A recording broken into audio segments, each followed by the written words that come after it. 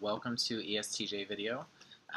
It is your turn. If you are an ESTJ, let's see what we can find out here. Reading up on ESTJs, you guys are again a big chunk of the Sentinel group, a big chunk of the population.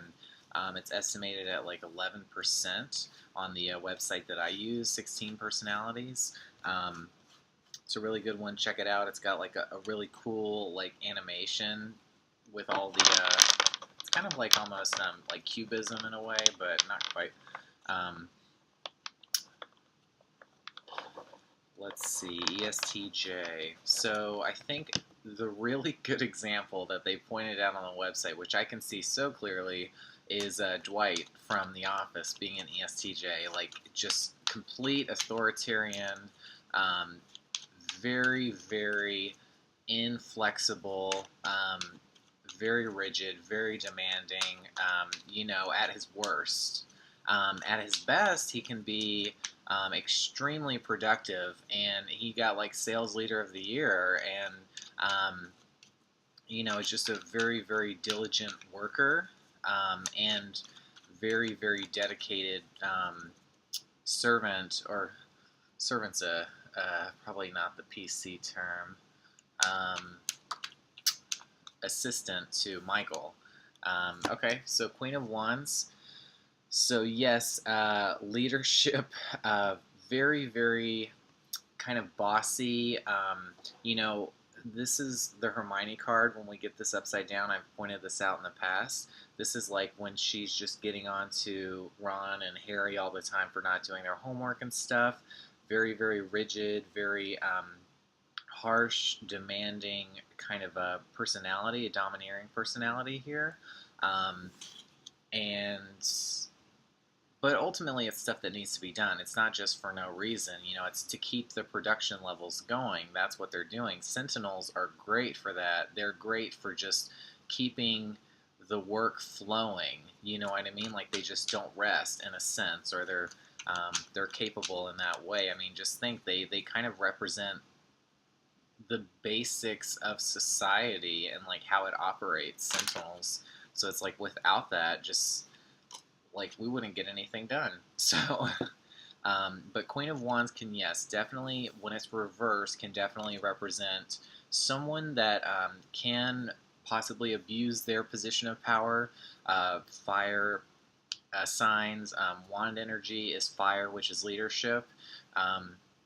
And females too. So females in a position of authority, they're really changing kind of what's expected of that now, because I feel like decades, or not even that long ago, like there aren't a lot of female leaders out there, but today we're seeing more and more, and they have vengeance, you know what I mean? Like they are representing now. And we just had the election yesterday with the results this morning.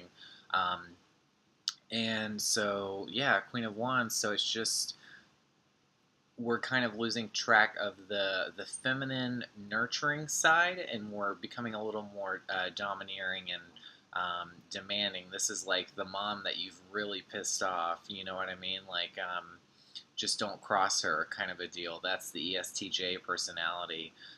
My other two favorite examples, because they go hand in hand, because they both appear in the same series, is one, Minerva McGonagall, who we all love in a way, but yes, she can be very, very stone cold, like, by the rules,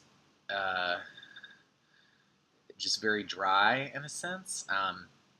But Transfiguration is ultimately like a pretty cool class, and it's kind of like the alchemy of the wizarding world in Harry Potter. It's like turning one thing into another. It's making some sort of transference to kind of like, because there's so many laws, if you've read the books and things, about like what you can and can't conjure, and you can't just ask for a lamp and it appear. It doesn't work that easily, because it's just like, you know what I mean? Like, it would just be this big plot hole if everything was that easy in that world. You could just conjure up a knife or anything at any time. It's so, like, that class is actually very integral to a wizard or witch's kind of upbringing in the adult world.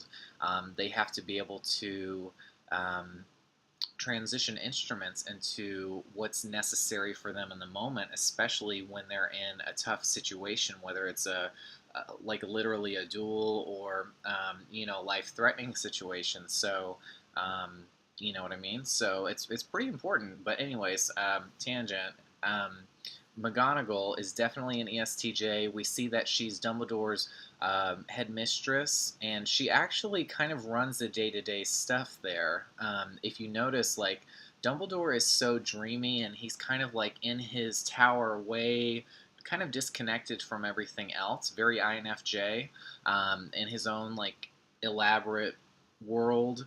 Um, and so he really only checks in when the situation is dire, when his presence is really necessary, and he has a fine tune for knowing when those moments are needed. You know what I mean? INFJs do that. You know, they do stand up, but they're not there all the time. You know what I mean? They have that introversion where they have to be a little more selective of how much they put themselves out there in a social sense or in a situation like that. But McGonagall, she's it takes kind of more of a hard pressed personality to kind of be there, be authoritative, be like rule abiding and enforcing all the time. And that's the ESTJ personality in a nutshell.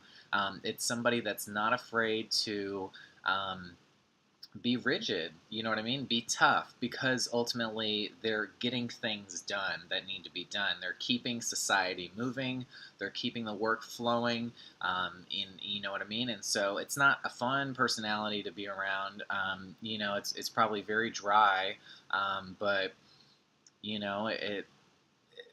it's necessary. So, anyways, McGonagall and Umbridge. So they form this really interesting dynamic in Harry Potter and the Order of the Phoenix when Umbridge becomes a professor, and then the headmistress or whatever she is. What was her position? I don't know. She created a position for herself, and it was really interesting. I can never forget that one scene when they're on the stairs and they're talking about like disloyalty and all that, and you can just see these two ESTJs kind of almost acknowledge each other's firm beliefs, and yet they're so unflinching in their beliefs and values, but you see that they acknowledge of how different their values are. So it's like they're both moving in entirely different directions, but full force. You know what I mean? So it was a really cool scene in that regard. I think somebody should do like a MBTI like analyzation scene on that, because two ESTJs are very tough personalities to begin with. One is enough to handle, let alone two. And yeah, it was just a really cool exchange there. And so Umbridge is kind of more so the harsh aspects of the ESTJ, the one that just brings Hogwarts back to um, uh, an earlier time, a less progressive time, that's for sure, where the kids don't really have the opportunities to stretch their magical prowess and to really engage in their own ways. This is very literally by the book. Like even Hermione comments, and she's a Sentinel. I mean, she's an ISTJ. She's very similar to that personality. So you have an ESTJ McGonagall and an ISTJ actually showing that, like, hey, no, these are working for us, these things, these practices, and we're not just going to idly sit by and not make passive aggressive comments and things. You know what I mean? We're going to let you know that we really disapprove of your philosophies or whatever, or lack thereof, really. But yeah, she literally just took them back to basics, like where it's almost like in school, like if a teacher gave you, like you were studying, Dostoevsky or something, and then they gave you like, I don't know, Dr. Seuss, you know, it's just like Dr. Seuss is fun and all that, so maybe that's a little too whimsical of an example, but you know, like something just really dry and really just not of your mature level of intellect capability, and so it was very backtracking. So anyways, we're going to get into this. I just love that character dynamic between the two, and you guys know I'm a huge Harry Potter fan. If you haven't watched the MBTI video on Harry Potter that I posted, please do. I think you'll like what you see. It was a lot of fun. So we got these two. So when it comes to going in a direction, when there are two options, ESTJs can really freeze up. You know, Sentinels are, you know, they only see one way typically. So when they're addressed with a choice, you know, they do take their time, or it's harder for them because usually it's very clear. It's very clear, one directional. Like think Earth energy. You know, I assign Capricorn to like the ESTJ personality archetype, and that's kind of what it is. You know, it's just like it's my way or the highway kind of a thing. So when it comes to making choices, you guys do have quite a time doing that. You can become kind of blind to what's actually helpful or truthful to your own path in that situation when you're having to make a hard choice, because we see here that she's backed herself onto a stone bench. You know, that stone really represents that kind of rigidity, you know, of an earth sign, or you know, the sentinels really, of how they're just so inflexible. And then, you know, she's literally blinded herself with a blindfold and just put up her defenses. So she's giving herself like no option, no chance to explore, and you just backed yourself into a corner. So we don't like to do that when there's opportunity to change or go in a new direction. You guys really don't like change in that regard. So I think that's what we're seeing there. You may have time and time again, you know, be forced, or maybe even be given an ultimatum, because sometimes that's how, like, the only way people can deal with you sometimes is to give you like, well, if you just don't do it, then da da da da da, this is going to happen, or you know what I mean? There's a cause and effect relationship, and so that's the time where you guys are just like, oh well, shit, I don't know what to do in this situation, because usually you guys know exactly what to do because you're just following the way things have been. So it's pretty, it's been handed down. It's on pen and paper already what, you know, you guys are all about, kind of a thing. Not to say that you guys can't make your own decisions, but it's just the basis, the foundation is just so important to you. You don't really think necessarily out of the box. Yes, you want to get to the top. Yes, obviously authoritative personalities, you know, want to be in a seat of power, even if it's not like the most, you know what I mean, like the best suit for you, if you're more dictatorial in a sense. But you guys can have it all. You got the wish card there. Very, very good stuff. So, like I said, I think you guys are typically very successful because you just won't budge. You know what I mean? It's like, you know, you do well for yourself. And it maybe you think that like kind of anything you do, or like maybe you have like the Midas touch, like anything you touch turns to gold. You know what I mean? Anything you put your time and effort into, it amounts to something. So that's pretty cool. I would like to have that, you know, in a way. INFJs are just so all over the place in a way, but we're not at the same time. We're very focused on achieving certain visions that we have. But to others, we seem very aloof, like very disconnected, but it's just because we live so intimately in our own mind. It just doesn't always translate emotively until we're connecting with somebody that is going through strong emotion. All right. Oof. So, you know, we got this in ISFJ. So you guys, the majority of the population does go through a lot of financial hardships, particularly in relationships. So love is really a critical factor in your money. Maybe you feel like love can devalue your worth. You know what I mean? Maybe you don't like sharing. Maybe um, that's just it weighs you down more than maybe you feel like love can kind of slow you down in a sense. But you guys have had some past relationships, if not just one particular one, that really just gnaws at you constantly, and you just can't seem to let it go. Um, and that's unfortunate to see, because you guys can make a lot happen, but there's obviously got to be some balance, and I guess there's the balance or the imbalance, depending on how you look at it, because nothing's ever perfect, right? So, but this person obviously didn't make you feel good. It's just like when you see this card, or when a reader sees this card, you're just like, how do you not see how detrimental this was to you and still is to you? Like, it just looks so bleak, so unforgiving. Like, it's just yuck. Like, to us, it looks just like there's just no life there. And then, but to you, it's just something that you just can't move through. But in that relationship, your worth was devalued. In a material sense, maybe this person took money from you, or they just depleted your resources in that relationship, however long it was.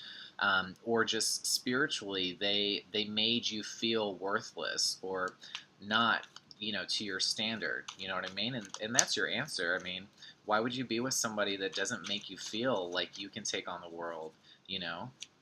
Because you guys can, in a way, or at least assist, like, someone taking on the world,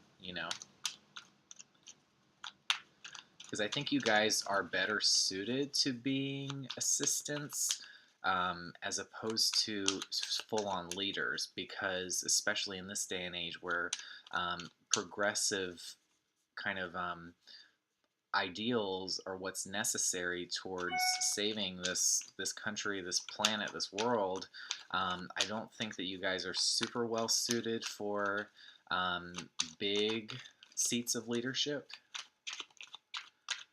And there was something that it was saying about ESTJs, that they don't see the individual and the individual's kind of strengths and weaknesses. They kind of keep everybody at like this black and white, like, good or bad kind of level, that you don't see the opportunities in an individual. And so that's the end that we're missing, the intuition, seeing the capabilities, and that you guys are out of touch with your feeling. That doesn't help too, because you see everything is very logical, almost scientific in a way, with the thinking. So it's very strategic, like a game of chess.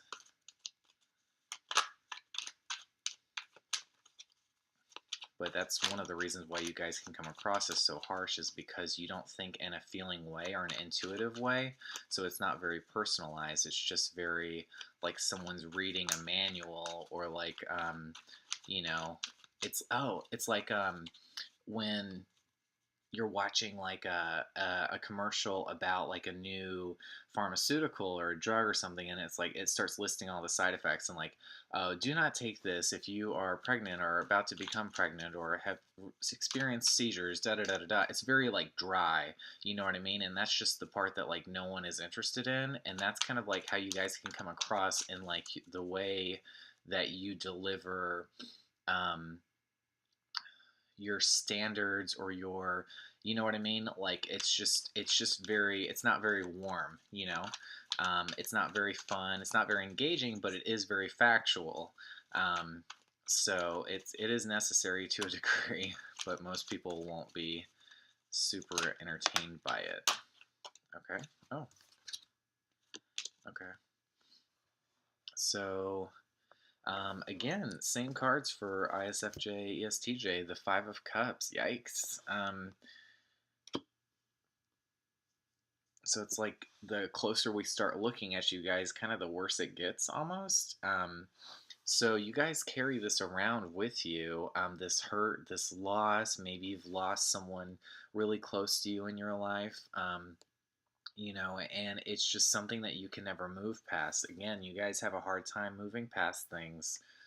You hold on to a lot, and that's not very helpful, especially when something can be so damaging, and just so, uncomforting, in a way. I think we can start to idealize pain. It's like, what's that Perks quote is, we accept the love we think we deserve.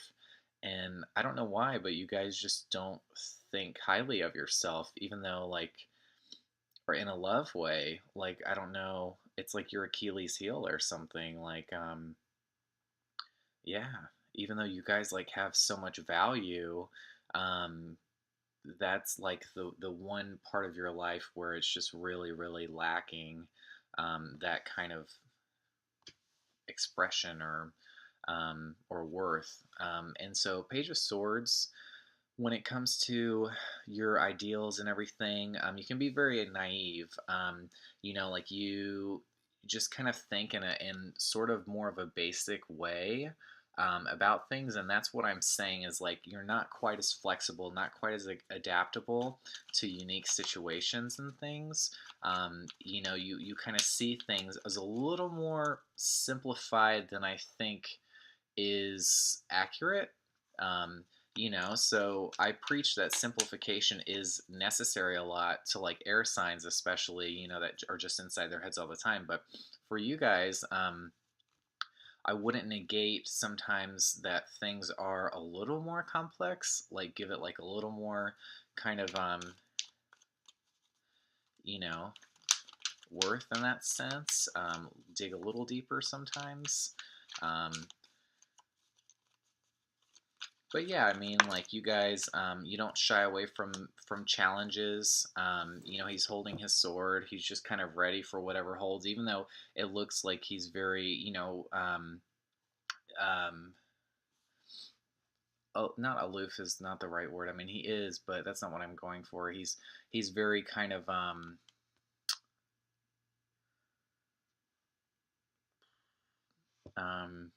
peaceful, or like tranquil in a sense. I mean, he has red skin and a red face, so that's usually anger. But his pose and everything is very kind of, like, whimsical. It's maybe you guys kind of give like a weird kind of, mixture of like someone that looks very artistic or playful, but at the same time you have like this angst, this anger that you just kind of are going forth, to fight all these battles that don't even exist. It looks like you're trying to find challenges, honestly. Um, and you're kind of naive about like whose door you're going to go knocking on. You know what I mean? If you're going like canvassing or something, I mean, we stay out of certain parts or areas because they're more dangerous than others. So it's like you guys don't use that own knowledge in your own life. You just kind of take on battles without like really seeing, whether one, it's like worthwhile, or two, like if you underestimate people, they can get the better of you. So, swords are not healthy for you guys. Everything's reversed, or you're pretty lost with, your train of thought. So, maybe it's hard for you to kind of grasp a little more, um, complex, concepts. So even though that you guys are thinkers, but you're more, um, thinking and intuition are two different things, and I know they're not the same, um, letter. Like, thinking is, opposed from feeling, but and then intuition is opposed from sensing. But, thinking and intuition, I think are very different. Um, and you guys are just like, it's like a science project. Like, it's been proven. It's been done time and time again. Like, this is the volcano example. That's kind of like what the page reminds me of, like a volcano ready to erupt. And it's just like when you guys get that idea, you're just like, you know what I mean? Like, you're just full on in that direction. Um, and but I think you guys can be peaceful. Um, but I just think there's kind of a bit of an abuse of power here. And then Three of Swords reverse. I mean, golly, you guys have so much pain. It's crazy. You guys got the same cards that ISFJ got. Why does the majority of people have? They just don't know how to move through this stuff. It's really heartbreaking to see. Um, no pun there, based on the card we just drew. But you guys have gone through a lot of relationship snags, like big ones. And if we're talking about like divorce or separation or loss of a loved one, that's all showing here. And it's really heavy stuff, unfortunately. But it's just very important to acknowledge it, grieve, process, and then you have to move through this stuff. Don't make your reality a prison of things that have happened in the past. You know what I mean? Like, don't make your future more of the same. And you guys seem to have a really hard time with that.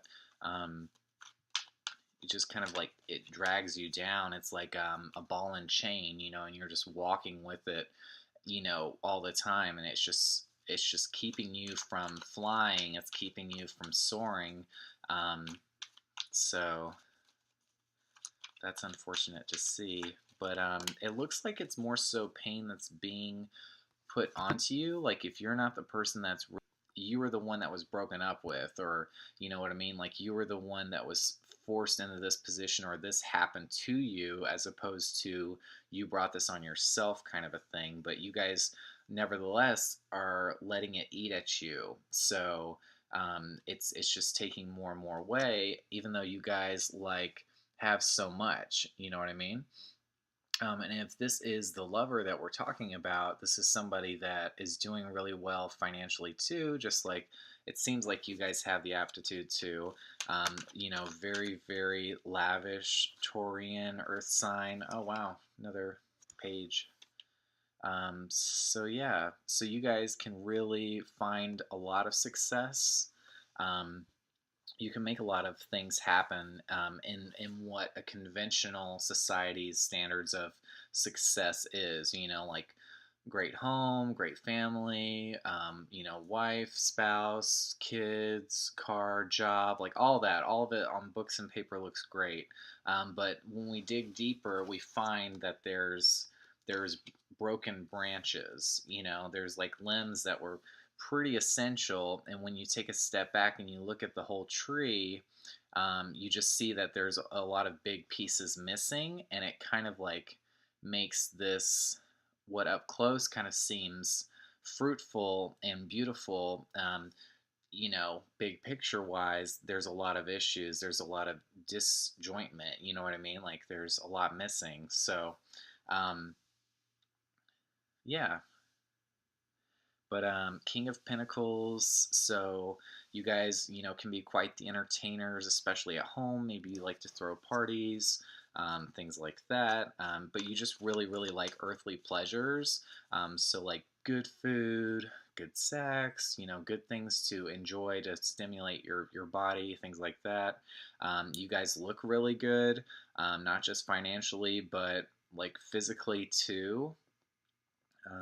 And yeah, you're just always looking for that coin. Pentacles, always on the search for what can give me more.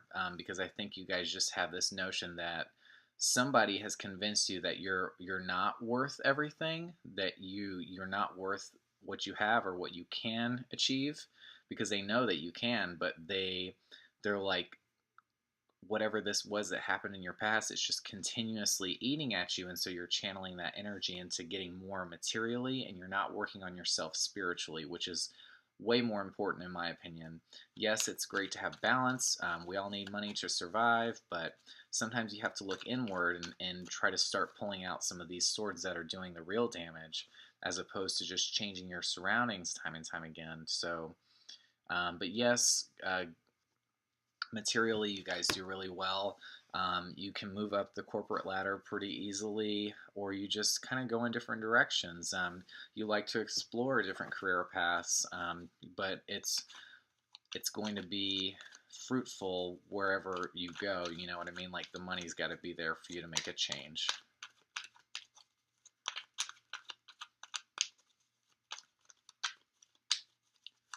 But that might be it. That's a good stopping place. So this was, again, surprising that the majority of people, 11% of the population is still, there's about 90% missing. But, the Sentinels are just such a dense group. I think ISTJ is 13, ISFJ is 13, and you guys are 11. So that's what, 37%, and just three types out of the 16. So that's definitely a majority. And we're not even considering the ESFJs, and there's a lot of moms out there. So, not that every mom is an ESFJ, of course, but it's that archetype. Um, so that'll be my next one to close out the Sentinel groups. I hope you guys are enjoying these. And yeah, just stay tuned for more. We're kind of in a little bit of a breath before we get the Sag season kicked up and running, and I really don't know, one, if I'm going to be able to do those videos on time or at all, because I have a lot going on in my personal life. So I may see you guys in the new year. It really just depends. So, but if you want any more info or you want a personalized reading, um, you know, before or after or anytime in between, hit me up, message me. They're a lot of fun. We can do it based on your Myers Briggs if you really enjoy that stuff, or just who you are in general. So, yeah, so let me know what you guys think, and